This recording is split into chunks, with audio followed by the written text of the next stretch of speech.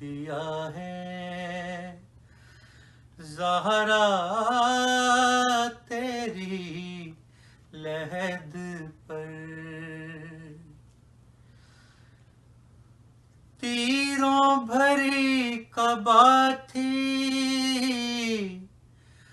اور خون بھری ردا تھی، تیروں بھری قبا تھی اور خون بھری ردا تھی، جو شام سے بچا تھا زینب نے رکھ دیا ہے زہرا تیری لحد پر، چند پتھروں نے مل کر محروم لکھ دیا ہے زہرا تیری لحد پر، دوپہر ڈھل رہے ہیں خیام جل رہے ہیں،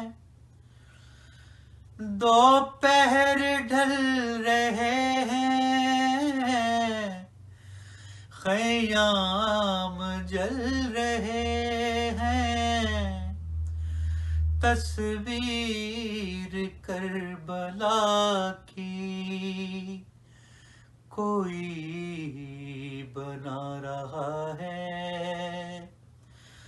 زہرا تیری لحد پر، تصویر کربلا کی کوئی بنا رہا ہے زہرا تیری لحد پر، زندان کی گھٹن سے ہر لاش بے کفن سے، زندان کی گھٹن سے ہر لاش بے کفن سے، عابد نے جو سنبھالا وہ آنسو گر پڑا ہے زہرا تیری لحد پر، عابد نے جو سنبھالا وہ آنسو گر پڑا ہے زہرا تیری لحد پر، سن کر ہوا بھی روئی خود کربلا بھی روئی، سن کر ہوا بھی روئی خود کربلا بھی روئی، آ کے شہ نجف نے جو مرثیہ پڑھا ہے زہرا تیری لحد پر، آ کے شہ نجف نے جو مرثیہ پڑھا ہے زہرا تیری لحد پر۔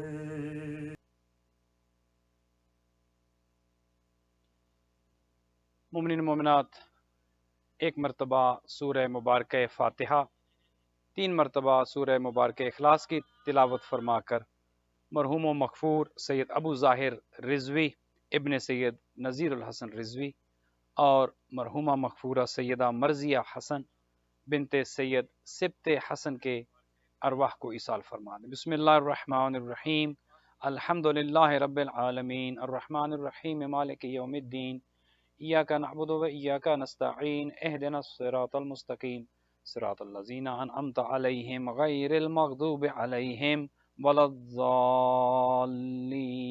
بسم اللہ الرحمن الرحیم، قل هو اللہ احد اللہ الصمد، لم یلد ولم یولد ولم یکن له کفوا احد۔ بسم اللہ الرحمن الرحیم، قل هو اللہ احد اللہ الصمد، لم یلد ولم یولد ولم یکن له کفوا احد۔ بسم اللہ الرحمن الرحیم، قل هو اللہ احد اللہ الصمد، لم یلد ولم یولد ولم یکن له کفوا احد۔ اللہم صلی علی محمد و آل محمد، اللہم صلی علی محمد و آل محمد، اللہم صلی علی محمد و آل محمد۔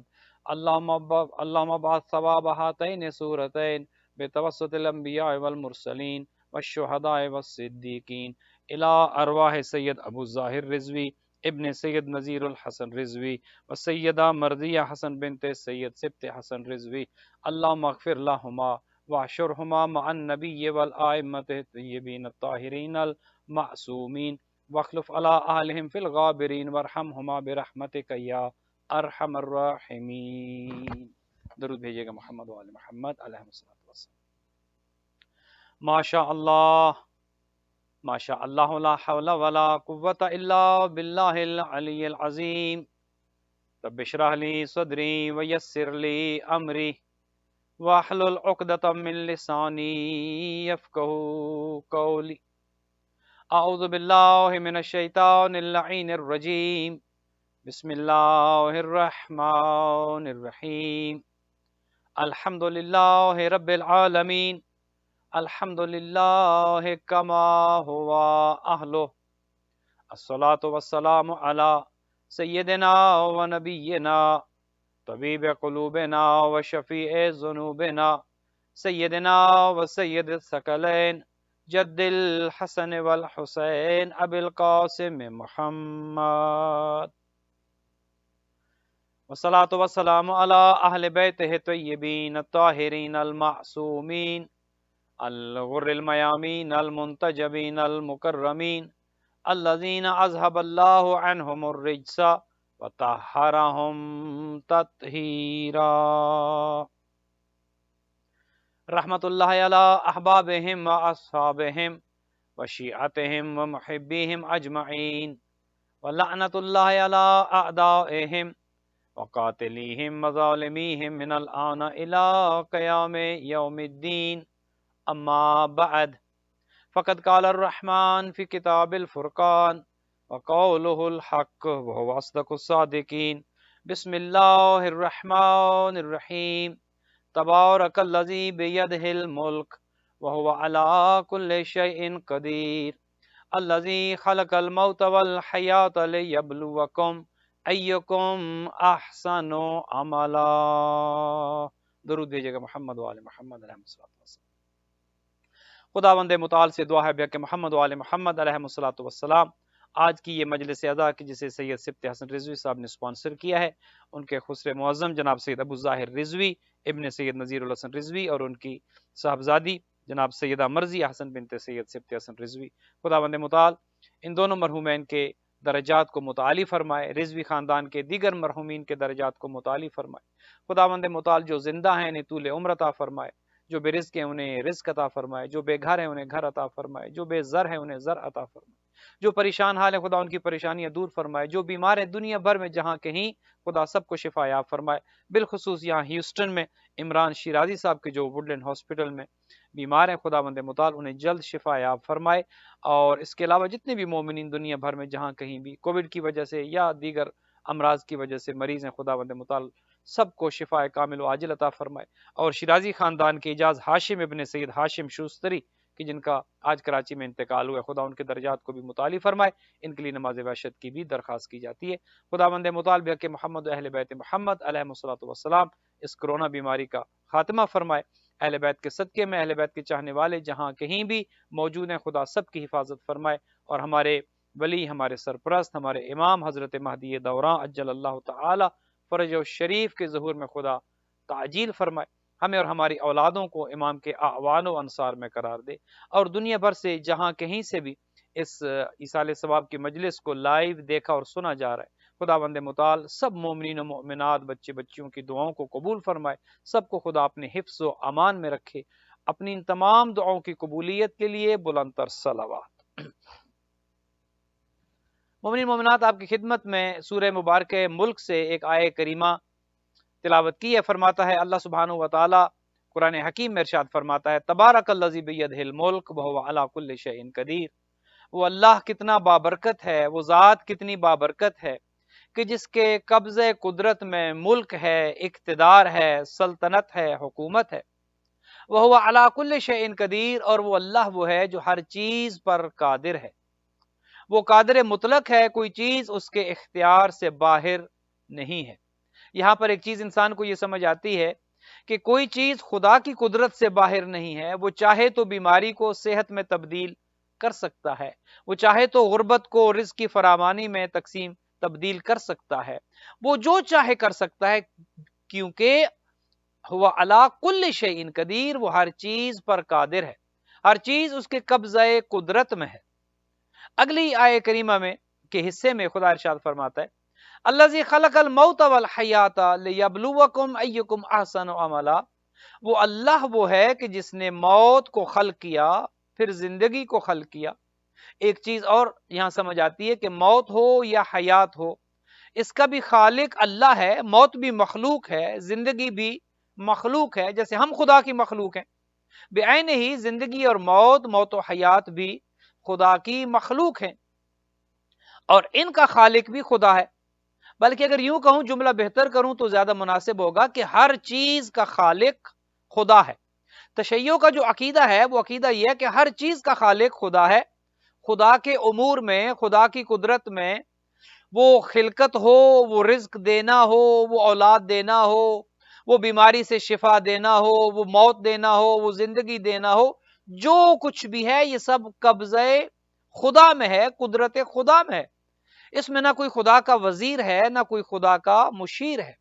خداوند متعال کسی کا محتاج نہیں، وہ کسی کی مدد کا محتاج نہیں، چونکہ وہ ہوا علی کل شیء قدیر، وہ ہر چیز پر قادر ہے۔ ہاں البتہ اس نے وسیلے بنا رکھے ہیں، اور اہل بیت علیہ الصلوۃ والسلام کی شکل میں ہمارے پاس بہترین وسیلہ موجود ہے۔ فرمایا الذی خلق الموت والحیات لیبلوکم ایکم احسن عملا۔ وہ اللہ وہ ہے کہ جس نے موت کو خلق کیا، والحیات، اور پھر حیات کو خلق کیا۔ یہاں اگر آپ توجہ فرمائیں تو قرآن حکیم کا بہترین انداز ہے الفاظ کے چناؤ میں اور الفاظ کے استعمال میں۔ عموماً انسان یہ سمجھتا ہے کہ زندگی پہلے ہے، موت زندگی کے بعد میں آتی ہے، پہلے انسان زندہ ہوتا ہے پھر انسان کو موت آ جاتی ہے۔ لیکن قرآن حکیم نے جس انداز سے الفاظ کو استعمال فرمایا ہے، فرمایا الذی خلق الموت والحیات، موت کا ذکر پہلے کیا اور حیات کا ذکر بعد میں کیا، تاکہ کہیں ایسا نہ ہو کہ انسان بس زندگی ہی زندگی سمجھ بیٹھے اور موت کو فراموش کر دے، موت کو بھلا بیٹھے، موت اس کے پیش نظر نہ ہو، موت کا اس کو خیال نہ رہے۔ اسی لیے زندگی سے پہلے اللہ سبحانہ و تعالی نے اس آیہ مجیدہ میں موت کا ذکر کیا کہ موت انسان کو کبھی فراموش نہ ہو۔ فرمایا الذی خلق الموت والحیات، موت کا خالق بھی اللہ ہے، زندگی کا خالق بھی اللہ ہے۔ خدا نے ان دونوں کو خلق کیا، کیوں؟ اس لیے لیبلوکم ایکم احسن عملا، کہ خدا یہ دیکھ سکے کہ تم میں احسن عمل کرنے والا کون ہے، تم میں بہترین عمل کرنے والا کون ہے، تم میں عمل کے حسن کو رکھنے والا کون ہے۔ خدا جج کر سکے، خدا دیکھ سکے، خدا تمہارا امتحان لے سکے۔ عزیزان محترم، اللہ سبحانہ و تعالی نے انسان کو ایک مخصوص مدت کے لیے اس دنیا میں بھیجا ہے، ہمیشہ کے لیے کوئی نہیں آیا۔ یہ الگ بات ہے کہ انسان چاہتا یہ ہے کہ وہ ہمیشہ زندہ رہے، اسے کبھی موت نہ آئے، اسے کبھی بیماری نہ آئے، اسے کبھی کوئی مشکل درپیش نہ ہو۔ لیکن اگر آپ زندگی کو بغور دیکھیں، اور ہم اپنے سامنے ہر روز یہ مثالیں دیکھتے ہیں کہ ہمیشہ ہمیشہ کے لیے کوئی چیز نہیں بنی، ہر چیز کو فنا ہے۔ آپ گاڑی لیتے ہیں، نئی ہے، کچھ عرصے کے بعد پرانی ہو جاتی ہے، اور پھر کچھ عرصے کے بعد وہ ناکارہ ہو جاتی ہے۔ آپ دیکھتے ہیں بچہ دنیا میں آتا ہے، جوانی کی منزلوں کو طے کرتا ہے، پھر انسان کی عمر بڑھتی چلی جاتی ہے، اور پھر کرتے کرتے وہ بڑھاپے کی، وہ بھی اگر خدا کو منظور ہو، بڑھاپے کی منزلوں کو، بڑھاپے کی حدوں کو چھوتا ہے، اور پھر داعی اجل کو لبیک کہتے ہوئے اس دنیا سے رخصت ہو جاتا ہے۔ یہ تو حضرت انسان ہے، اسی طرح جانور ہیں، اسی طرح چرند و پرند ہیں، ہر چیز کے لیے موت ہے۔ کل من علیہا فان ویبقی وجہ ربک ذو الجلال والاکرام، ہر چیز کے لیے موت ہے، ہر چیز نے فنا ہو جانا ہے۔ یہ بات ہم کہتے تو ہیں، لیکن اگر اس بات پر انسان کا یقین ہو جائے کہ ہر چیز کو فنا ہے، کچھ نہیں بچے گا، موت کے سیلاب میں ہر خشک و تر بہ جائے گا، ہاں مگر نام حسین ابن علی رہ جائے گا۔ اگر انسان کا اس بات پر یقین ہو جائے کہ کچھ نہیں بچنے والا، سب کچھ ختم ہونے والا ہے، یہ میری دولت ہو، یہ میری عزت ہو، یہ میری زندگی ہو، یہ میرے بزنسز ہوں، یہ میری اولاد ہو، یہ میرے رشتے ہوں، یہ دوست احباب ہوں، جو کچھ میرے پاس اللہ کا دیا ہوا ہے، یہ سب ختم ہونے والا ہے، یہ سب فنا ہونے والا ہے، یہ سب کچھ ایسے ہو جائے گا کہ جیسے تھا ہی نہیں۔ خود امیر المؤمنین علی بن ابی طالب علیہ الصلوۃ والسلام ارشاد فرماتے ہیں کہ انسان جب دنیا سے جاتا ہے تو یوں لگتا ہے جیسے وہ کبھی تھا ہی نہیں، وہ کبھی آیا ہی نہیں تھا۔ آپ دیکھتے ہیں ہمارے سامنے کتنی ایسی مثالیں ہیں، ہمارے چاہنے والے، ہمارے اعزاء و اقربا، ہمارے رشتہ دار، ہمارے دوست، ہمارے احباب جب دنیا سے چلے جاتے ہیں تو وقت کے ساتھ ساتھ وہ زخم مندمل ہونا شروع ہو جاتے ہیں، یاد جو بہت زیادہ ہوتی ہے اس یاد میں کمی واقع ہونا شروع ہو جاتی ہے، جو کہ نہیں ہونی چاہیے۔ افسوس کے ساتھ یہ عرض کر رہا ہوں کہ ہم میں سے اکثر اپنے مرحومین کو بھول جاتے ہیں، وقت کے گزرنے کے ساتھ ساتھ زندوں کی محبت ان کے دل میں جاگزیں ہو جاتی ہے، اور مرحومین کو انسان بھولنا شروع کر دیتا ہے، وہ والدین ہوں، وہ باپ دادا ہو، وہ کوئی ہو، عزیز ہوں، رشتہ دار ہوں، دوست احباب ہوں۔ وقت کے گزرنے کے ساتھ ساتھ محبت میں، یاد میں کمی واقع ہونا شروع ہو جاتی ہے، اور پھر کچھ عرصے کے بعد انسان مکمل بھول جاتا ہے۔ آئیے ذرا اپنے آپ سے سوال کریں، میں خود سے پوچھوں اور آپ اپنے آپ سے پوچھیں کہ ہم اپنے مرحومین کو کتنا یاد کرتے ہیں؟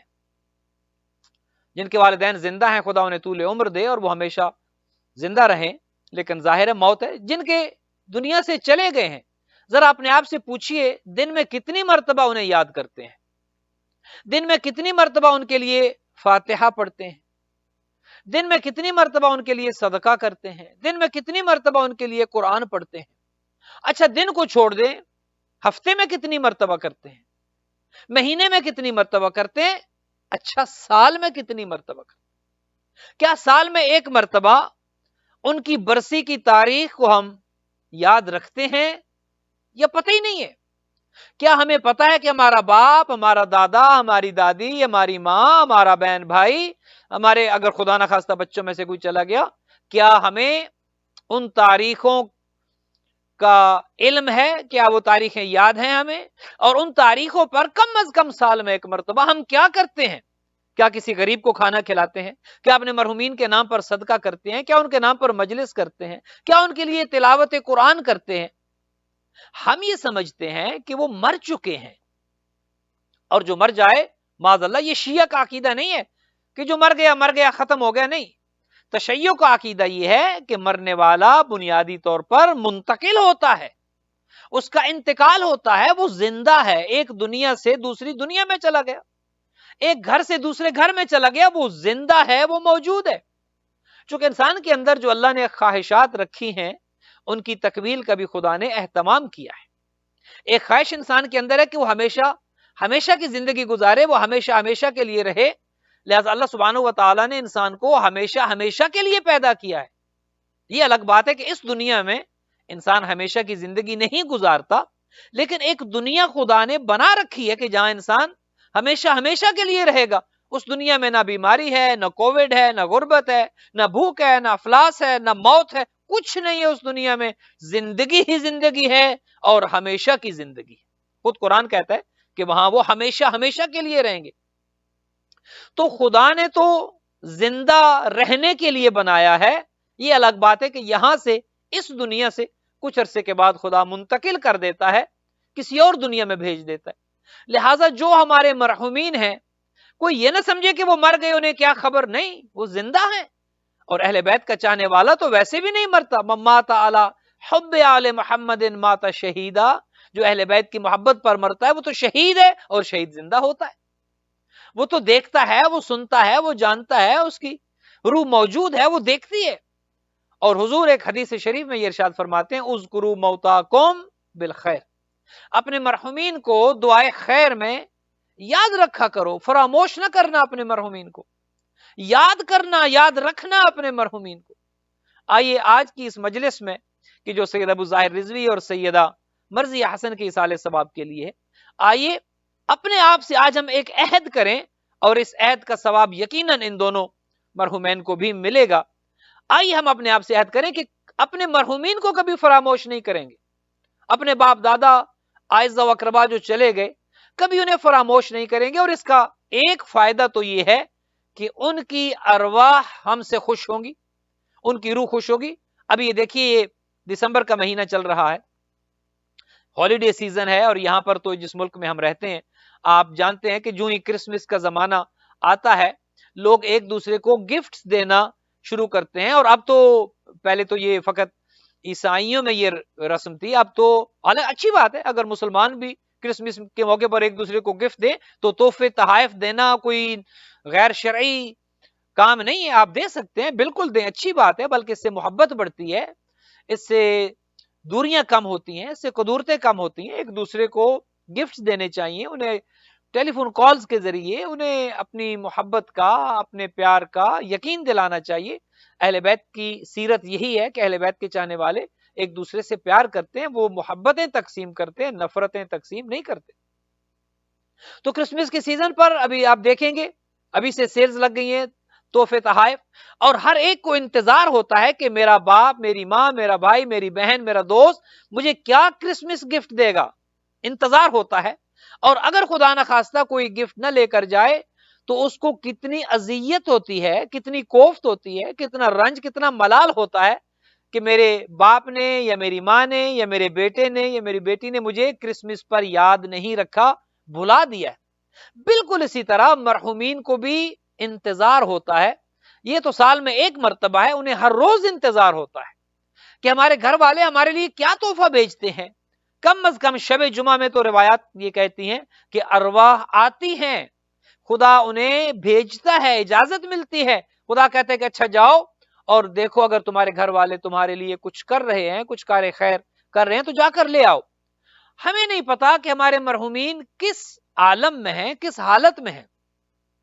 ہم تو یہ سمجھتے ہیں کہ ہم نے انہیں دفن کر دیا، قبر کے اندر انہیں لٹا دیا، قبر کو بند کر دیا، وہ جانے اور ان کے اعمال جانے۔ اب ہمیں نہیں پتا کہ وہ کس حالت میں ہوں گے، یہ خدا جانتا ہے یا وہ جانتا ہے کہ جس کے ساتھ گزر رہی ہے۔ لیکن اس بات میں شک نہیں ہے کہ جو بھی قبر کے اندر دفن کر دیا جاتا ہے اس کی ایک نئی زندگی شروع ہو جاتی ہے، اگر تو وہ اپنی زندگی میں خود اچھا کر کے گیا الحمدللہ، اس کی قبر جنت کے باغات میں سے ایک باغ بن جاتی ہے۔ فرماتے ہیں کہ مات علی حب آل محمد فتح لہ بابان الی الجنہ، اس کی قبر میں جنت کی طرف دروازے کھول دیے جاتے ہیں اور اس کی قبر جنت کے باغیچوں میں سے ایک باغ بن جاتی ہے۔ لیکن اگر خدا نہ خواستہ مرنے والا اچھی زندگی نہیں گزار کے گیا، کار خیر نہیں کر کے گیا، بہت سی دولت چھوڑ کر گیا ہے لیکن اپنے ہاتھوں سے خرچ نہیں کر کے گیا۔ ہم میں سے کتنے ہیں کہ جو دولت اکٹھی کرنے میں تو زندگی لگا دیتے ہیں لیکن اس دولت کو خرچ نہیں کرتے کہ کل یہی دولت قبر میں کام آئے گی، اپنے لیے خرچ نہیں کرتے، اپنے گھر والوں کے لیے خرچ نہیں کرتے۔ یہ بھی اللہ سبحانہ و تعالیٰ کی نعمتوں پر کفران ہے، یہ کفران نعمت ہے کہ خدا نے ایک نعمت دی ہے اور اس کو انسان استعمال نہ کرے، اس کا استعمال نہ ہو، غرباء و مساکین میں خدا اس کو تقسیم نہ کرے، یہ بھی کفران نعمت میں آتا ہے۔ اچھا، تو جو دنیا سے چلے گئے ان کی ایک زندگی شروع ہو چکی ہے، اب وہ منتظر ہے کہ ہمارے گھر والے ہمارے لیے کیا بھیجتے ہیں، کیا تحفہ بھیجتے ہیں۔ اور انہیں جو تحفہ چاہیے، اور وہ تحفہ اس لیے چاہیے چونکہ ہم نہیں جانتے کہ وہ کس حالت میں، کس آزمائش میں ہے، کس مشکل میں ہے. ہو سکتا ہے ان کا کوئی ایک جھوٹ کہ جو انہوں نے زندگی میں بولا ہو اس کی وجہ سے وہ وہاں اٹک گئے. ہو سکتا ہے کوئی ایک غیبت جو وہ کر کے گئے ہوں دنیا سے، ایک غیبت کی وجہ سے ان پر عذاب نازل ہو رہا ہے. ہمیں نہیں پتا کہ وہ زندگی میں حلال کماتے تھے یا حرام کھاتے تھے یا کھلاتے تھے، لیکن اگر وہ خدا نہ خواستہ حرام کھا کما اور کھلا کر گئے ہیں اور حرام چھوڑ کر گئے ہیں، اب خدا جانے ان کے ساتھ وہاں پر کیا ہو رہا ہے، کس مشکل میں ہے، کس پریشانی میں ہے. اب وہ دیکھتے ہیں اپنے گھر والوں کی طرف کہ جن کے لیے وہ رزق چھوڑ کر، دولت چھوڑ کر گئے ہیں، جن کے لیے وہ پورا اسباب مہیا کر کے گئے ہیں. اب وہ ان کی طرف دیکھتے ہیں کہ وہ ہمارے لیے کیا کرتے ہیں. اب اگر تو کسی کو اپنے مرحومین کا نام یاد ہے، قبر کا پتہ ہے، دنیا سے جانے کی تاریخ کا پتہ ہے، کبھی ہفتے میں ایک مرتبہ، مہینے میں ایک مرتبہ ان کے لیے فاتحہ پڑھ لیتے ہیں، ان کے نام پر صدقہ کر دیتے ہیں، ان کی قضا نمازیں ہیں تو وہ پڑھا دیتے ہیں، تو اس روح کو اس کا ثواب ملتا ہے، کریڈٹ ملتا ہے. اور جب فرشتے وہ ثواب لے کر جاتے ہیں اور اس روح کو پہنچاتے ہیں کہ دیکھو بھائی تمہارے بیٹے نے یہ بھیجا ہے، تمہاری بیٹی نے یہ بھیجا ہے، تمہارے داماد نے یہ بھیجا ہے، تمہارے باپ نے یہ بھیجا ہے، تو وہ روحیں خوش ہوتی ہیں اور بھیجنے والے کے حق میں دعا کرتی ہیں کہ دیکھو ہم تو آزمائش میں تھے، اب ہم اپنے لیے کچھ نہیں کر سکتے، جب کر سکتے تھے تب خدا نخواستہ اگر کوتاہی ہو گئی، ہم تو اس دنیا سے چلے آئے، لہذا یہاں پر ہم کچھ نہیں کر سکتے، ہم تمہارے محتاج ہیں. لہذا اگر پیچھے سے کوئی کچھ نہ کرے، بھیجنے والا کوئی کار خیر انجام نہ دے، تو وہ ارواح کی جو خدا نہ خواستہ اگر کسی مصیبت میں ہے، ان کی مصیبت میں اضافہ ہوتا رہتا ہے، وہ مصیبت بڑھتی رہتی ہے. ایک چیز تو یہ آپ کی خدمت میں عرض کرنی ہے کہ اپنے مرحومین کو فراموش نہیں کرنا، اپنے مرحومین کو ہر روز یاد رکھیں، ہر نماز میں یاد رکھیں. اور نماز میں تو تب یاد رکھیں گے نا جب نماز ہم پڑھیں گے. عادت ڈالیں، اپنے آپ کو عادت ڈالیں، نماز پنجگانہ اول وقت میں ادا کریں، چونکہ ان قوبلت قوبل ما سواہا و ان ردت رد ما سواہا، اس نماز کے بارے میں پوچھا جانا ہے. یہ نہ سمجھے کوئی نہیں پوچھے گا. اگر یہاں پر کسی آفس میں آپ جاب کرتے ہیں تو ذرا سی غلطی پر باس پکڑ لیتا ہے، نہیں چھوڑتا، پوچھتا ہے، جواب طلبی ہوتی ہے، انکوائری ہوتی ہے. تو کیا سمجھتے ہیں یہ 60-70 سال کی زندگی گزار کر چلے جائیں گے، کوئی نہیں پوچھے گا، کوئی سوال نہیں ہوگا، کوئی کچھ نہیں پوچھے گا. وَمَن يَعْمَلْ مِثْقَالَ ذَرَّةٍ خَيْرًا يَرَهُ وَمَن يَعْمَلْ مِثْقَالَ ذَرَّةٍ شَرًّا يَرَهُ. ذرہ برابر نیکی ہو یا بدی ہو، جو کر کے آئے گا وہ دیکھے گا.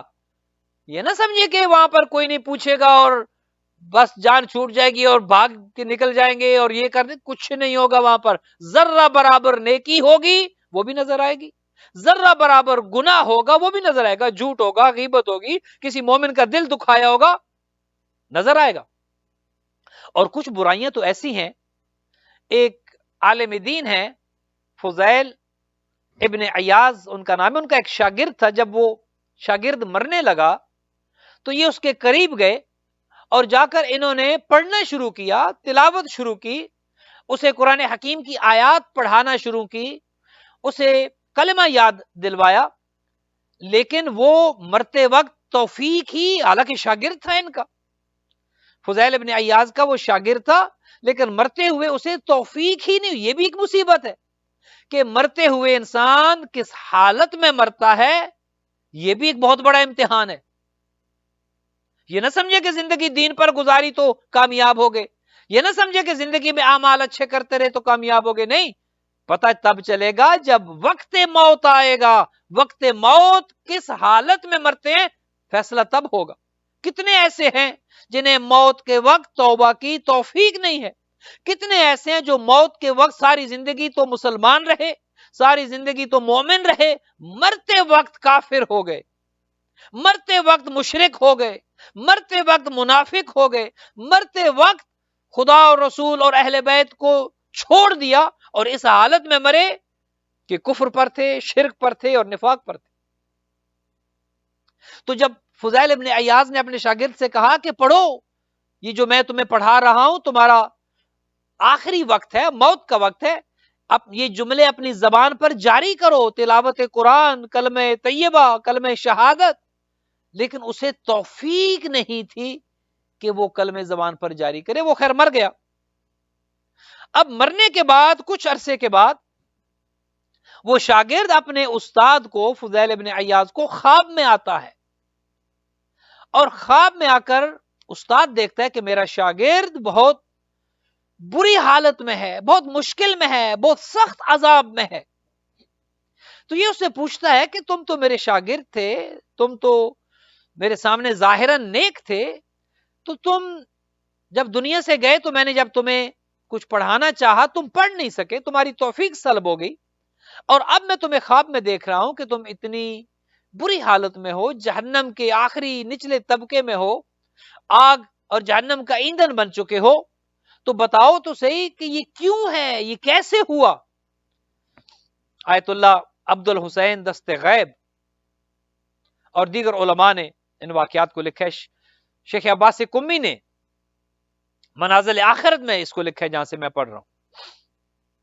شیخ عباس کمی لکھتے ہیں کہ جب خواب میں انہوں نے اس سے سوال کیا کہ بتاؤ یہ سب تمہارے ساتھ کیسے ہوا، تو وہ کہتا ہے کہ مجھ میں 3 برائیاں تھیں، 3 برائیاں، اور وہ 3 برائیاں کی جو دنیا میں میرے ساتھ تھیں، وہ 3 بری خصلتیں جو دنیا میں میرے ساتھ تھیں، ان 3 خصلتوں کی وجہ سے مجھے وقت آخر، موت کے وقت توفیق ہی نہیں ہوئی، حالانکہ زندگی اچھی گزری، باقی اعمال اچھے تھے، لیکن یہ 3 برائیاں ایسی تھیں مجھ میں کہ مرتے وقت آپ جو مجھے پڑھا رہے تھے وہ میری زبان پر جاری نہیں ہو رہا تھا۔ آپ مجھے جو کلمہ طیبہ، کلمہ شہادت، قرآن حکیم کی آیات مجھے پڑھوانا چاہتے تھے تاکہ میری موت آسان ہو جائے، مجھے توفیق ہی نہیں ہوئی، اس وجہ سے کہ دنیا میں مجھ میں 3 برائیاں تھیں۔ سب سے پہلی برائی وہ کہتے ہیں کہ مجھ میں یہ تھی کہ میں چغل خور تھا، چغلی کرتا تھا۔ ویل لکل ہمزۃ لمزہ، ادھر کی بات ادھر، ادھر کی بات ادھر، ادھر سے کچھ سنا، بڑھا چڑھا کر کسی اور کو بتایا، میاں بیوی میں لڑائی کرا دی، بہن بھائی میں لڑائی کرا دی، خاندانوں میں لڑائیاں کرا دی، چغلی کرتا تھا میں، میری عادت تھی، میں ادھر کی بات ادھر، ادھر کی بات ادھر، میری عادت تھی لوگوں کے دلوں میں نفرتیں پیدا کرنا، میری عادت تھی لوگوں کو ان کے بارے میں بری باتیں بتانا، اگر کسی نے کہا ہے یا نہیں کہا، اگر کہا ہے تو اس کو بھی بڑھا چڑھا کر بیان کرنا۔ آج ہماری کمیونٹیز میں یہ عادت ہے یا نہیں ہے؟ کتنے لوگ ایسے ہیں جو اس کو فن سمجھتے ہیں، مذاق سمجھتے ہیں، شغل سمجھتے ہیں، حالانکہ یہ اتنی بڑی بیماری ہے، اتنی بڑی برائی ہے کہ مرنے والا وقت آخر ایمان سے خارج ہو کر مرتا ہے، اس کو توبہ کی توفیق نہیں ہوتی، جو چغلی کرتا ہے۔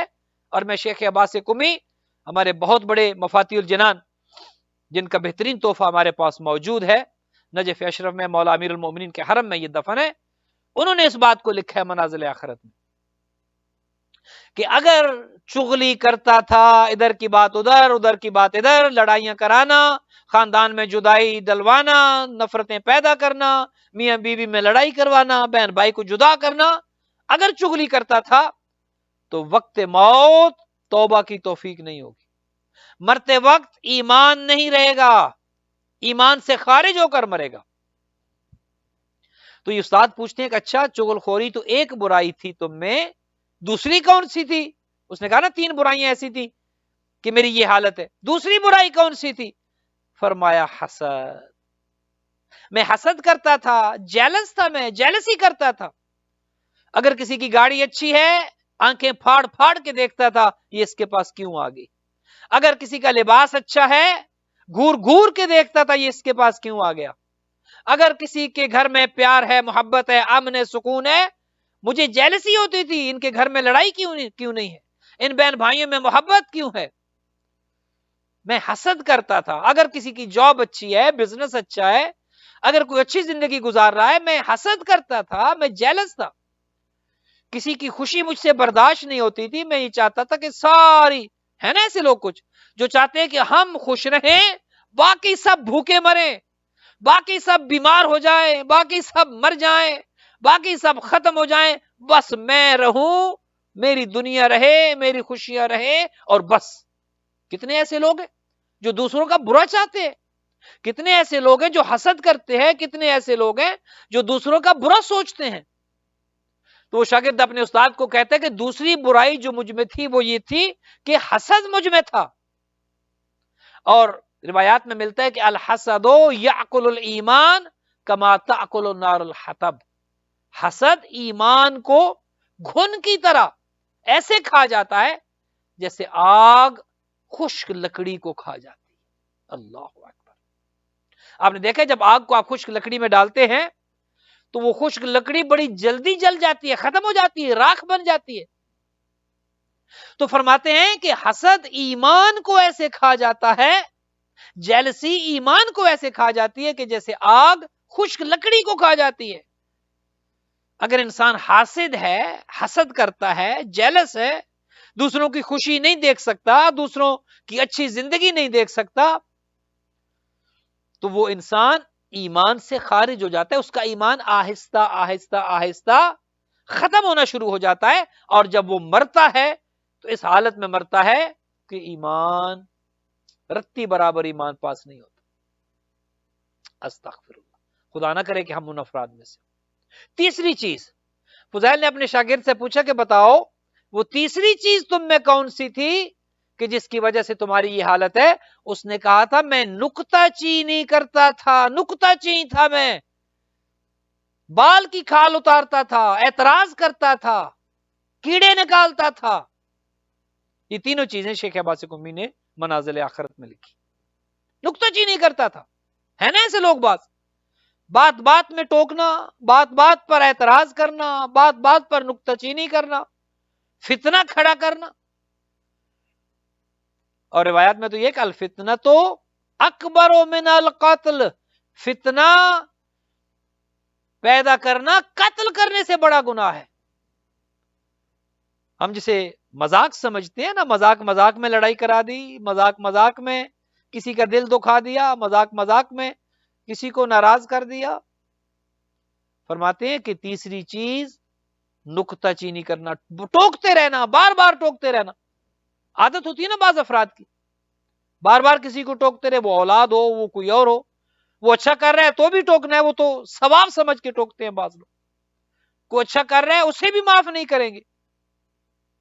تو اس شاگرد نے اپنے استاد کو کہا کہ تین چیزیں مجھ میں ایسی تھیں، چغل خوری، حسد، نکتہ چینی کرنا، ٹوکنا، بار بار ٹوکنا، بار بار کسی کو تنگ کرنا، پریشان کرنا. فرمایا کہ یہ تین چیزیں مجھ میں ایسی تھیں کہ جن کی وجہ سے آج میں اس حالت میں ہوں کہ ایمان رخصت ہو چکا ہے اور میں عذاب کو جھیل رہا. مومنین کرام، آئیے اپنی زندگیوں کا جائزہ لیں. یہ زندگی جو ہمارے پاس امانت ہے اللہ کی، جس زندگی کا کوئی پتہ نہیں کہ کب شام ہو جائے، کس موڑ پہ شام ہو جائے، کس موڑ پر زندگی. اور آج کل تو ہر روز صبح اٹھتے ہیں اور پتہ نہیں کتنی خبریں آ چکی ہوتی ہیں، انا للہ و انا الیہ راجعون، یہ چلے گئے، وہ چلے گئے، ہر روز دیکھتے ہیں. اور کیا خبر کہ ہمارا نام کب آنے والا ہے. جب انسان کی موت کا وقت آتا ہے، حضرت اسرائیل علیہ الصلوۃ والسلام کے سامنے ایک تختی موجود ہے جس پر سب انسانوں کے نام لکھے ہیں. اور جب کسی کی موت کا وقت آتا ہے تو وہ نام اس تختی پر سے مٹ جاتا ہے. حضرت اسرائیل سمجھ جاتے ہیں کہ اس کی موت کا وقت ہے، وہ اس کی روح جا کر قبض کر لیتے ہیں. بعض اوقات ایک ہی وقت میں ہزار ہزار، دو دو ہزار، پانچ پانچ ہزار افراد کے نام اس تختی پر سے مٹ جاتے ہیں. اب اللہ کی دی ہوئی قدرت ہے، حضرت اسرائیل اور ان کے ساتھی ملائکہ روح قبض کرنے میں دیر نہیں کرتے. ہمیں نہیں پتا ہمارا نام اس تختی پر کب تک رہے گا، نہیں پتا، نہیں خبر. میں ابھی آپ کے سامنے گفتگو کر رہا ہوں، مجھے نہیں پتا اگلے سیکنڈ میں میرے ساتھ کیا ہونے والا ہے. کتنے ایسے افراد ہیں، آپ نے دیکھا مجالس پڑھتے پڑھتے موت آ گئی، پڑھتے پڑھتے ختم. کتنے ایسے ہیں سنتے سنتے ختم. کتنے ایسے ہیں گھر سے جاب کے لیے نکلے ہیں واپس زندہ نہیں آئے. کتنے ایسے ہیں کہ جو گھر سے شاپنگ کے لیے نکلے، خوشی کے لیے. میں ابھی 2 دن 3 دن پہلے دیکھ رہا تھا ایک نوجوان شادی والے دن پاکستان کی خبر ہے، شادی والے دن ذرا تیار ہونے کے لیے باہر نکلا ہے اور موٹر سائیکل پر وہ سوار تھا، شادی کا دن تھا، کہیں تیار ہونے کسی پارلر وغیرہ میں وہ جا رہا تھا کہ جو ہی روڈ کراس کرنے لگا تھا ادھر سے بس آئی اور موقع پر شادی والے دن دنیا سے رخصت۔ انسان کو نہیں خبر اس کے ساتھ کیا ہونے والا ہے۔ انسان تو اپنی زندگی کی پتہ نہیں کب تک کی پلاننگ کرتا ہے کہ آج کے 100 سال بعد یہ کروں گا اور 200 سال بعد یہ کروں گا، اتنی انویسٹمنٹ یہاں کروں گا، اتنی ریٹائرمنٹ کے بعد یہ کروں گا اور وہ کروں گا، سارا سوچتے ہیں ہم۔ ریٹائرمنٹ کے بعد یہ کروں گا اور اتنا انویسٹ وہاں کروں گا، اتنا وہاں سے آئے گا، اتنا یہاں سے آئے گا۔ کبھی یہ بھی سوچا ہے کہ مرنے کے بعد کیا کروں گا؟ کبھی یہ بھی سوچا ہے کہ قبر میں کیا کروں گا؟ کبھی یہ بھی سوچا ہے کہ برزخ میں کیا کروں گا؟ ریٹائرمنٹ کے بعد کی تو ہمیں بڑی فکر ہوتی ہے۔ ریٹائرمنٹ کے بعد کی تو ہمیں فکر کھائے چلے جاتی ہے ساری زندگی، یہ سوچتے ہیں کہ ریٹائرمنٹ کے بعد کی زندگی کیسے گزرے گی۔ آئیے ذرا آج یہ سوچ لیں، اور اس کا ثواب سید ابو ظاہر رضوی اور سیدہ مرضیہ حسن کو پہنچے۔ اگر ہم یہ سوچ لیں آج کہ اس دنیا سے جانے کے بعد کیسے گزرے گی، قبر میں کیسے رہیں گے، برزخی منازل کو کیسے طے کریں گے، حشر کی منازل کو کیسے طے کریں گے۔ ایک آخری بات سن لیں اور آپ کی زحمات کو تمام کروں، مجلس اپنے اختتام کی طرف پہنچ رہی ہے۔ فرماتے ہیں کہ ہر روز قبر انسان کو 5 مرتبہ آواز دیتی ہے، 5 کلمات ہر روز، القبر ینادی بخمس کلمات، 5 جملے قبر ہر روز ہر ایک سے کہتی ہے، ہر ایک سے۔ یہ بات الگ ہے کہ آپ کے اور میرے کانوں میں وہ طاقت نہیں ہے کہ ہم قبر کی آواز کو سن سکیں۔ سب سے پہلا جملہ جو قبر سوال کرتی ہے، پوچھتی ہے، وہ یہ کہتی ہے کہ انا بیت الوحدت فحملوا الی عنیسا، اے انسان کی جو زمین پر اکڑ اکڑ کر چلتا ہے، میں تو تنہائی کا گھر ہوں، میں تو وحدت کا گھر ہوں، میرے اندر اگر آنا تو انیس لے کر آنا، دوست لے کر آنا، جس کے ساتھ تو مانوس ہے، مددگار لے کر آنا۔ تو تنہائی میں رہنے کا عادی نہیں ہے، تو گھر میں اکیلا ہو تجھے وحشت ہوتی ہے، تو خاندان میں، فیملی میں، بچوں میں، دوستوں میں رہنے کا عادی ہے۔ لیکن قبر کہتی ہے انا بیت الوحدت فحملوا الی عنیسا، دیکھ میں قبر تنہائی کا گھر ہوں، تنہائی کی جگہ ہوں، مجھ میں جب آ رہے ہو تو اپنا انیس لے کر آنا، اپنا دوست لے کر آنا۔ حضور سے جب پوچھا گیا کہ یا رسول اللہ یہ دوست کون ہے کہ جو قبر میں ساتھی ہو، فرمایا قرأت القرآن، یہ تلاوت قرآن ہے۔ جو دنیا میں تلاوت قرآن کرتا ہوگا، یہ تلاوت قرآن، قرآن حکیم، قبر میں اس کا انیس بن جائے گا اور اسے قبر کی تنہائی سے وحشت نہیں ہوگی۔ دوسرا جملہ جو قبر کہتی ہے، انا بیت الظلمت فاحملوا الی سراجا، میں تاریکی کا گھر ہوں، اندھیرے کا گھر ہوں۔ ذرا سی بجلی چلی جائے، ذرا سا کمرے میں اندھیرا ہو جائے تو بھاگ کے باہر نکلتا ہے، تجھے وحشت ہوتی ہے، تجھے ڈر لگتا ہے۔ لیکن دیکھ میں تو تنہائی کا گھر ہوں، میں ظلمت کا گھر ہوں، میں اندھیرے کا کالی کوٹھڑی ہوں، میں تاریک کوٹھڑی ہوں، میں مجھ میں کوئی روشنی نہیں ہے۔ اور اگر اے انسان تجھے اندھیرے سے ڈر لگتا ہے، فَحْمِلُوا إِلَيَّ سِرَاجًا، اپنا چراغ، اپنی روشنی ساتھ لے کر آنا۔ حضور سے پوچھا گیا یا رسول اللہ وَمَا السِّرَاج، یہ چراغ کون سا ہے؟ فرمایا صلاۃ اللیل، یہ نماز شب ہے، تہجد کی نماز ہے۔ جو نماز شب پڑھتا ہوگا، یہ تہجد کی نماز، یہ رات، یہ قیام اللیل، رات کی تنہائی میں اور رات کی تاریکی میں عبادت خدا کے لیے مصلی عبادت پر کھڑے ہونے والا جب قبر میں جائے گا، یہ نماز تہجد اس کے لیے چراغ بن جائے گی، روشنی بن جائے گی۔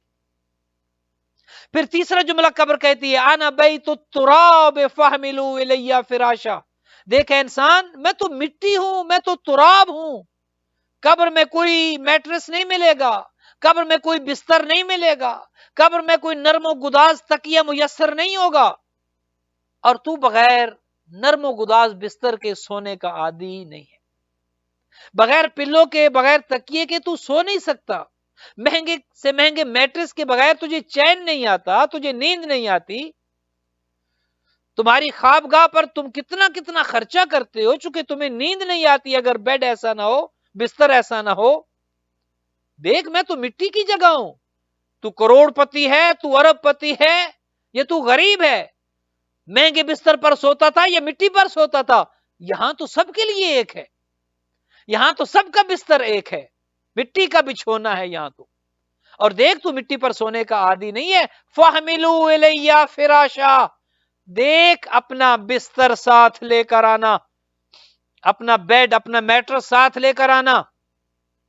حضور سے جب پوچھا گیا یا رسول اللہ وَمَا الْفِرَاش، یہ بستر کیا ہے کہ جو قبر میں لے کر جائیں گے؟ فرمایا العمل الصالح، یہ عمل خیر ہے، یہ نیک عمل ہے، یہ دنیا میں اعمال خیر ہے، صدقہ و خیرات ہے، غریب مسکین کی مدد کرنا ہے، مسجد امام بارگاہ کی مدد کرنا ہے، کسی بیوہ کی مدد کرنا ہے، شہید کے خاندان کی کسی کی مدد کرنا ہے، کسی جو غریب طالب علم ہے اس کو کتابیں لے کر دے دیں، جس کی شادی نہیں ہو رہی اس کی شادی کروا دیں، غریب مسکین کی مدد کریں۔ فرمایا العمل الصالح، قبر میں اگر بستر چاہیے، فرمایا عمل صالح لے کر آؤ گے تو تمہیں وہاں پر بستر ملے گا۔ چوتھی چیز، قبر ہر روز پکارتی ہے، اے انسان انا بیت الفقر فالفاقہ، میں تو بھوک کی جگہ ہوں، فقر و فاقہ کی جگہ ہوں۔ فَحْمِلُوا إِلَيَّ کنزا، اپنا خزانہ ساتھ لے کر آنا، اپنی دولت ساتھ لے کر آنا۔ یہ جو ہر روز اٹھ کے گنتے ہو نا کتنے پڑے ہیں، یہ جو ہر روز اٹھ کے اپنا اکاؤنٹ چیک کرتے ہو نا کہ فلاں بینک میں کتنے، فلاں میں کتنے، فلاں میں کتنے، فلاں سٹاک کہاں سے کہاں پہنچ گیا، فلاں بزنس نے آج کتنا کمایا، فلاں رینٹل پراپرٹی سے آج کتنا، یہ ہر روز جو گنتے ہو نا کتنا، فرمایا یہ لے کر آنا ساتھ۔ وہاں تو فقر و فاقہ ہے، وہاں تو بھوک ہے، یہ اچھے اچھے کھانے، یہ مال و دولت، یہ زر، یہ کچھ نہیں کام آنے والی۔ فرمایا انا بیت الفقر والفاقہ فاحملوا الیہ کنزا، اپنا خزانہ ساتھ لے کر آنا، اور یاد رکھنا یہ جو روز گنتے ہو نا بیٹھ کر، یہ وہاں نہیں چلے گا۔ یہ جو بڑے تم فخر سے کہتے ہو نا میرے تو کریڈٹ کارڈ کی جو ہے وہ اتنی لمٹس ہیں کہ ان لمیٹڈ ہے، یہ کریڈٹ کارڈ وہاں نہیں چلے گا، یہ تمہارے چیکس وہاں نہیں چلیں گے، یہ تمہاری دولت، یہ درہم and pound and dollar and, یہ وہاں نہیں چلے گا۔ اگر وہاں خزانہ چاہیے، حضور سے پوچھے گا یا رسول اللہ تو پھر یہ کون سا خزانہ ہے جو وہاں پر کام آئے گا؟ فرمایا کلمۃ لا الہ الا اللہ، یہ وہ کلمہ لا الہ الا اللہ ہے جو تمہاری زبان پر جاری رہتا ہے۔ اگر تو زبان پر کلمہ لا الہ الا اللہ ہے تو یہ قبر میں خزانہ بن جائے گا، یہ فقر و فاقہ سے تمہیں نجات دے گا۔ چوتھی چیز، فقر و فاقہ سے نجات چاہیے، خزانہ، اور وہ خزانہ کیا ہے؟ لا الہ الا اللہ۔ پانچویں چیز اور آخری چیز کے جو قبر ہر روز پکارتی ہے، قبر کہتی ہے انا بیت الحیۃ والعقرب، میں تو سانپوں اور بچھوؤں کا گھر ہوں۔ اللہ اکبر، استغفر اللہ، الامان الحفیظ، سانپوں اور بچھوؤں کا گھر ہوں۔ اور انسان تو چیونٹی سے ڈرتا ہے، تو مکھی سے ڈرتا ہے، تو مچھر سے ڈرتا ہے، اور یہاں تو اژدہا ہوں گے، بڑے بڑے سانپ ہوں گے، بڑے بڑے بچھو ہوں گے، کیونکہ میں تو بچھو اور سانپوں کا گھر ہوں۔ فَحْمِلُوا إِلَيَّ تِرْيَاقًا، تریاک لے کر آنا، سانپوں اور بچھوؤں کے زہر کا انتظام کر کے آنا۔ اگر تجھے سانپوں اور بچھوؤں سے ڈر لگتا ہے، آنا تو ہے، یہ تو کوئی اس میں نہ رہے کہ ہم قبر میں نہیں جائیں گے، جانا تو ہے۔ کوئی غریب ہے وہ بھی جائے گا، کوئی امیر ہے وہ بھی جائے گا، کروڑ پتی ہے وہ بھی جائے گا، لاکھ پتی ہے وہ بھی جائے گا، کوئی بھوکا مر گیا وہ بھی، جانا سب نے ہے، اور یہ سب کے ساتھ ہونا ہے۔ پانچویں چیز کیا؟ قبر کہتی انا بیت الحیۃ والعقرب، میں تو سانپوں کا گھر ہوں، بچھوؤں کا گھر ہوں۔ فَحْمِلُوا إِلَيَّ تِرْيَاقًا، سانپ اور بچھو کے زہر کا توڑ لے کر آنا۔ حضور سے جب پوچھا گیا یا رسول اللہ وَمَا التِّرْيَاق، یہ تریاق کیا ہے کہ جو ساتھ لے کر جائیں؟ فرمایا التوبہ، یہ توبہ ہے، یہ استغفار ہے۔ اگر توبہ اور استغفار کر کے جاؤ گے، ڈرتے رہو گے، استغفار کرتے رہو گے، خوف خدا میں زندگی گزارو گے، تو یہ تمہاری توبہ، یہ تمہارا استغفار قبر میں سانپوں اور بچھوؤں سے تمہیں نجات دلائے گا۔ آئیے ذرا اپنے آپ سے پوچھیں، دن میں کتنی دفعہ توبہ کرتے ہیں ہم؟ دن میں کتنی دفعہ استغفر اللہ ربی واتوب الیہ کہتے ہیں ہم؟ کتنی مرتبہ استغفار کرتے ہیں؟ روایات میں تو یہ کہ ہر ایک کو کم از کم دن میں 70 مرتبہ استغفار کرنا چاہیے، اور یہ استغفار मासूम के पास एक शख्स जाता है, भूखा हूं, फरमाया इस्तिगफार करो। एक और जाता है, औलाद नहीं है, फरमाया इस्तिगफार करो। एक और जाता है, रिज्क की कमी है, इस्तिगफार करो। हर एक को कहा इस्तिगफार करो। ये ऐसा मुजर्रब अमल है इस्तिगफार, चूंकि बहुत सी चीजें, रुकावटें हमारे गुनाहों की वजह से होती हैं। और ये सांपों और बिच्छुओं का घर है कब्र। एक आलिम दीन कि जो इस दुनिया से एक मोमिन को दफन करने के लिए, जब वो मोमिन इस दुनिया से गया, आके सैयद अली हक गो, ये ईरान की बात है, कुम की बात है, ये फरमाते हैं कि हम उस मोमिन को दफन करने गए तो जहां पर कब्र खोदी जाए, कब्र में सांप और बिच्छू नजर आए। जो कब्र खोदी जाए सांप और बिच्छू नजर आए। ये आगे सैयद अली हक को लिखते हैं। खुदा ना करे कि हमारी कब्र ऐसी हो, लेकिन कब्र की इस आवाज पर कान धरेंगे तो कुछ होगा। कब्र की इस आवाज पर कुछ तवज्जो करेंगे तो होगा। क्या हमें कब्र याद भी है या नहीं? क्या अपनी कब्र का कुछ सामान कर रहे हैं या नहीं? बहुत से तो ऐसे हैं कि जो जिंदगी में अपनी कब्र खरीद लेते हैं। बहुत से तो ऐसे हैं, हमारे एक दोस्त है मौलाना पाकिस्तान अटक से, उन्होंने अपनी कब्र खुदवा रखी है, अपनी जिंदगी में कब्र खुदी है, और रोज उसको देखते होंगे और शायद उसमें लेटते होंगे ताकि याद रहे कल यही आना है। कहीं दिमाग में फतूर ना आ जाए, कहीं तकब्बुर ना आ जाए, कहीं घमंड ना आ जाए, कहीं शैतान ना बन जाऊं, कहीं फिरौन ना बन जाऊं। ये कब्र याद रहे यहां आना है। यहां भी खुदावंद मुताल ने तौफीक दी है डॉक्टर रजा रिजवी साहब को कि उन्होंने मोमिनीन के लिए 100 कब्रें खरीद ली हैं। ये वुडलैंड का कब्रिस्तान जो है शहर के अंदर है। ह्यूस्टन के मोमिनीन को तो बहुत आसानी हो जाएगी कि बाहर नहीं जाना पड़ेगा, दूर दराज के कब्रिस्तानों में नहीं जाना पड़ेगा। मोमिनीन के लिए उन्होंने 100 कब्रें खरीद ली हैं और उसे जनाब ज़हरा से उस कब्रिस्तान को मंसूब कर दिया। पूरी वो लैंड उन्होंने खरीद ली है 100 कब्रों की जगह। और उसकी खासियत यह है, एक तो शहर के अंदर है, वुडलैंड के अंदर है, और दूसरा उसकी खूबी यह है कि आप देखते हैं कि यहां पर बाज़ औक़ात एक की जगह 2 कब्रें खरीदनी पड़ती हैं, चूंकि हमारे यहां जो है कि मुंह किबला रुख हो, वो नहीं हो सकता। लिहाजा इन्होंने जो ये 100 कब्रें खरीदी हैं, ये 100 की 100 कब्रों का रुख जो है ये किबले की जानिब खरीद ली है। आप में से भी जो ह्यूस्टन के मोमिनीन है, जो इस साइड पे रहते हैं, वुडलैंड के एरिया में जो रहते हैं, आप भी राब्ता कर सकते हैं, अपने लिए अभी से कब्र मुख्तस कर लें। और जो वाकईअन गरीब होगा, मिस्कीन होगा, वैसे तो आपको पता है यहां पर मरना जीने से ज्यादा मुश्किल है। जीना शायद आसान है, मरना जीने से ज्यादा मुश्किल है। हमारी कल मीटिंग थी और उसमें बताया जा रहा था कि कम अज कम एक इंसान की कब्र पर, उसकी तदफीन पर जो खर्चा आता है वो $10,000 है। $10,000 एक बंदे को इस दुनिया से भेजने पर खर्च आता है। तो डॉक्टर साहब ने जो गुरबा और मसाकीन और जो हकीकतन हकदार होंगे उनके लिए जो है वो सहूलतें भी हैं, उनमें वो कुछ वो जो कर सकेंगे वो करेंगे। लेकिन वैसे जो उस कब्र की कॉस्ट है वो है $6,000। एक कब्र की जो 100 कब्रें डॉक्टर साहब ने खरीदी हैं, $6,000 एक कब्र की कॉस्ट है। और इसमें बाकी चीजें अलग हैं जो कब्रिस्तान वाले आपको सर्विसेज देते हैं, वो इसमें ऐड हो जाती हैं। ये फकत कब्र $6,000 की है।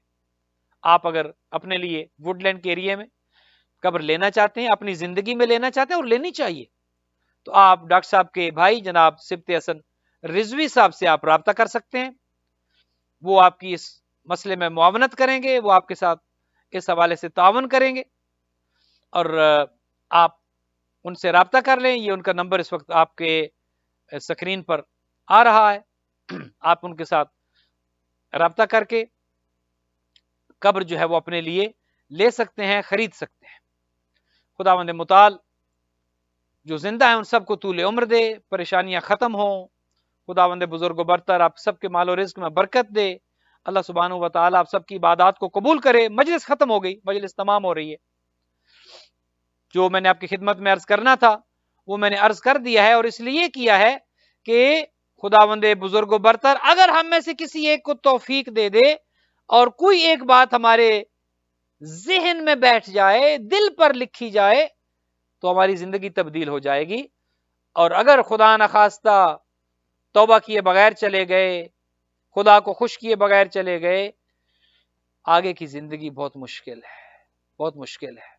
ہم اس کے متحمل نہیں ہو سکتے. تو سب سے پہلے تو آئیے اپنے مرحومین کو یاد کریں. آج ہم کسی کو یاد کریں گے، کل کوئی ہمیں یاد کرے گا. آج کسی کے لیے عمل صالح کریں گے، کل کوئی ہمارے لیے عمل صالح کرے گا. آج ایک بیٹی کے ایصال ثواب کی مجلس ہے. خداوند متعال سے دعا گو ہوں کہ جناب ابو ظاہر رضوی صاحب اور جناب سیدہ مرضیہ حسن کے درجات کو خدا متعالی فرمائے. ایک باپ یہ سمجھ سکتا ہے ایک باپ کے دل پر کیا گزرتی ہے جب باپ اپنی بیٹی کو اپنے ہاتھوں سے دفن کرے. بہت مشکل ہے. باپ اور بیٹی کی محبت، اولاد ساری بہت پیاری ہوتی ہے، اولاد سے بہت محبت ہوتی ہے، لیکن بیٹیاں بیٹوں سے بڑھ کر پیاری ہوتی ہیں، بیٹیاں زیادہ عزیز ہوتی ہیں، اور بیٹیوں کا دکھ برداشت نہیں ہوتا. خدا کسی کو اولاد کا دکھ نہ دے، اور خاص کر کسی کو بیٹی کا دکھ نہ دے. اور خدا نہ کرے کہ کوئی ایسا وقت آ جائے کہ باپ مرنے کے لیے جا رہا ہو، گھوڑے پر سوار ہو، اور بیٹی گھوڑے کی ٹانگوں سے لپٹ جائے اور کہے یا جواد ابھی، یہ میرے بابا کے گھوڑے میرے بابا کو میدان کی طرف نہ لے کے جا. میں دیکھ رہی ہوں جو صبح سے جاتا ہے واپس نہیں آتا. میں دیکھ رہی ہوں میرے چچا عباس چلے گئے واپس نہیں آئے. میں دیکھ رہی ہوں میرا بھیا علی اکبر چلا گیا واپس نہیں آیا. میں دیکھ رہی ہوں جو جاتا ہے واپس نہیں آتا. ہمارا تو بچا بھی کوئی نہیں سوائے بابا کے، ہمارا تو غم گسار بھی کوئی نہیں. اے میرے بابا کے گھوڑے میرے بابا کو نہ لے کے جا. عزیزانو، جب غریب کربلا نے گھوڑے کی ٹانگوں کی طرف دیکھا، کیا دیکھتے ہیں؟ سکینہ گھوڑے کی ٹانگوں سے لپٹی ہے. کہا بیٹا میرے گئے بغیر دین نہیں بچتا، مجھے جانا ہے بیٹا، مجھے جان قربان کرنی ہے. کہا بابا ہمیں کن ظالموں میں چھوڑ کے جا رہے ہو؟ بابا یہ دشمنوں کا لشکر، بابا نہ چچا عباس رہے نہ بھائی رہے، بابا باپ بھی چلے جاتے، ہمیں کن درندوں میں چھوڑ کے جاتے ہو؟ بابا ہمیں کن ظالموں میں چھوڑ کے جاتے ہو؟ بابا ہمیں ڈر لگتا ہے. عزادارو، جب بیٹی اپنے باپ سے یہ کہتی ہے نا بابا ہمیں ڈر لگتا ہے، پھر ایک جملہ کہا بابا اگر نہیں رک سکتے تو ایک احسان ہم پہ کر دو، ردنا الی مدینہ جدنا، بابا ہمیں واپس مدینہ تو پہنچا دو، بابا ہمیں اپنے نانا کے شہر تو پہنچا دو، بابا ہمیں ان ظالموں میں نہ چھوڑ کے جانا، بابا ہمیں ان درندوں میں نہ چھوڑ کے جانا. اجرکم اللہ. میں آپ سے پوچھتا ہوں، ادھر سید الشہداء قربان ہوئے، ادھر جب یہ آواز بلند ہوئی لوٹو لوٹو تبرکات لیو بطول کو، عزادارو یہی بیٹی جو ڈر رہی تھی، یہی بیٹی جو بابا سے شکایت کر رہی تھی، یہی بیٹی، یہی شہزادی، یہی بچی ایک خیمے میں موجود تھی، اور حالت یہ تھی ان خیام کو آگ لگ چکی تھی. عزادارو ایک روایت تو یہ ہے کہ ایک خیمے کو آگ لگی، بی بی دوسرے خیمے میں گئی، دوسرے خیمے کو آگ لگی، بی بی تیسرے خیمے میں گئی.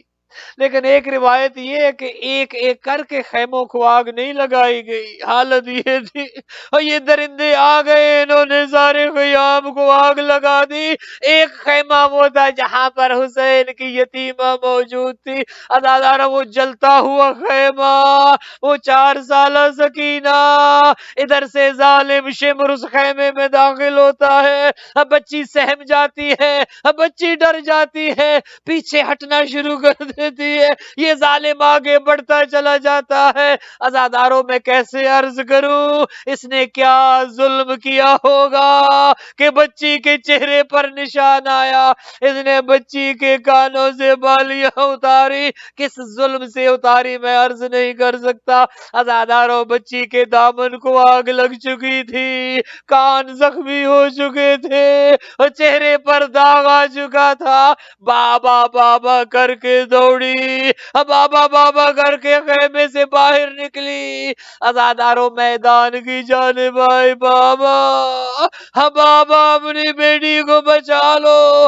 عزاداروں رات کی تاریکی میں جب بی بی زینب ام کلثوم نے بچوں کو گننا شروع کیا، سب بچے موجود تھے، سکینہ نظر نہیں آئی، حسین کے سینے پہ سونے والی حسین کی شہزادی نظر نہیں آئی۔ بی بی زینب نے بی بی ام کلثوم کو لیا، کہا آؤ بہن حسین، سکینہ مجھے سونپ کر گئے تھے۔ عزاداروں جب رات کی تاریکی میں دونوں بہنیں سکینہ کو ڈھونڈنے نکلتی ہیں، کیا دیکھتی ہیں؟ ایک مقام پہ جو آتی ہیں، ایک لاشا تھا جس کا سر کٹ چکا تھا، سکینہ بابا کے پاؤں کے ساتھ لپٹی تھی، اور وہ بچی جو پتہ نہیں کتنے دنوں سے نہ سو پائی، آج سکینہ کو نیند آ چکی تھی۔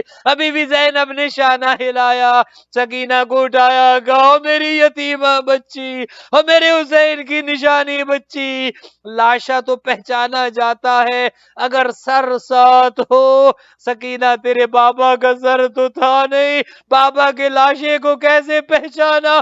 کہا پھوپھی اماں جب خیام کو آگ لگی میرے گوشوارے چھنے، مجھے تماچے لگے، پھوپھی اماں میرے دامن کو آگ لگی، میں ڈر کے دوڑی، بابا بابا کرتے میدان میں آئی، جب میں کہہ رہی تھی بابا مجھے آواز دو، بابا اپنی بچی کو بلاؤ، پھوپھی اماں مجھے اس گھٹے گلے سے آواز آئی، الیہ الیہ یا بنیا، آؤ سکینہ تیرے بابا کا لاشا ادھر ہے، آؤ میرے لال، آؤ میرے سینے پہ سونے والی سکینہ۔ الا لعنت اللہ علی القوم الظالمین وسیعلم الذین ظلموا ای منقلب ینقلبون۔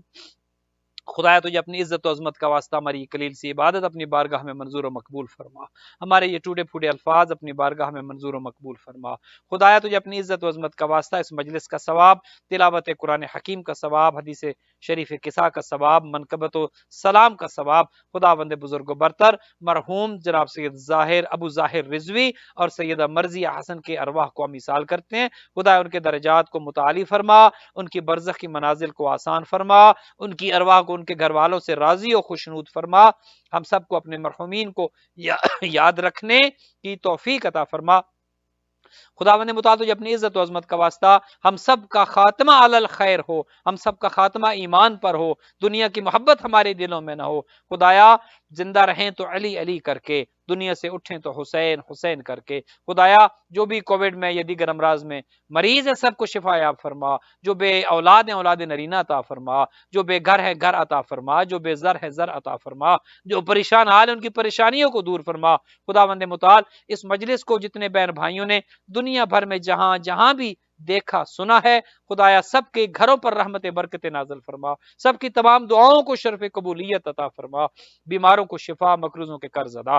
خداوند متعال اس مجلس کو دیکھنے سننے والوں کی توفیقات کو متعالی فرما، سب پر اپنی رحمتیں اور برکتیں نازل فرما، ہیوسٹن کی اس کمیونٹی پر رحمت برکتیں نازل فرما، در عباس سینٹر کے ساتھ تعاون کرنے والے مومنین کے گھروں پر رحمتیں برکتیں نازل فرما، اور مرحومین سید ابو ظاہر رضوی سیدہ مرضیہ حسن کے درجات کو متعالی فرما۔ اللہم تقبل منا انکا انت السمیع العلیم۔